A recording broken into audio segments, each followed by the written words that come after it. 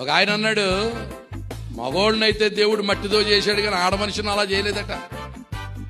సృష్టిలో ఉన్న శక్తులన్నీ తీసి ఆడ మనిషిలో పెట్టాడటండి.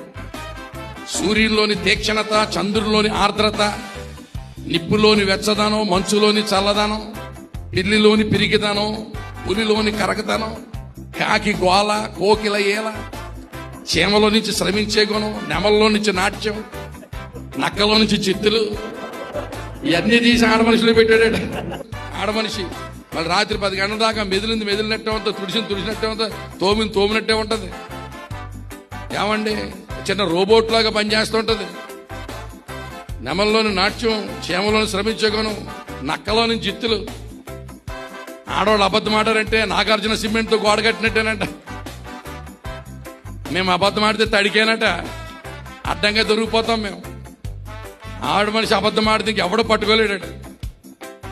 కనుక ఇంత తెలుగుతో ఎలా కాపురం చేస్తావో ఆండ్రూసా నా కొడుక.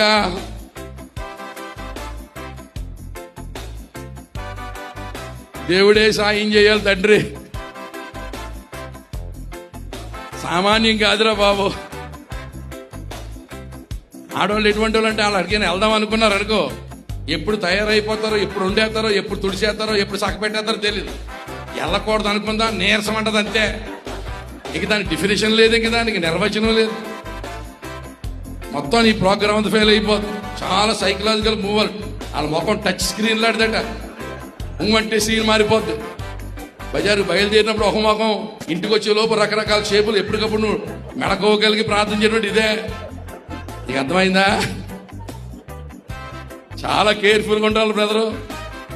ఇంకో మాట చెప్తున్నాను, ఆవిడ ఎదుర్కొంటే ఇంకెవరిని మెచ్చుకోక. ఎవరన్నా బాగుంటారు అన్నావా, నీకు శ్రమకాలమే. ఎవరిని మెచ్చుకోక. నీవు తప్ప వేరొక దేవుడు లేడు. ఇదే మినిస్ట్రీ. నువ్వు బతక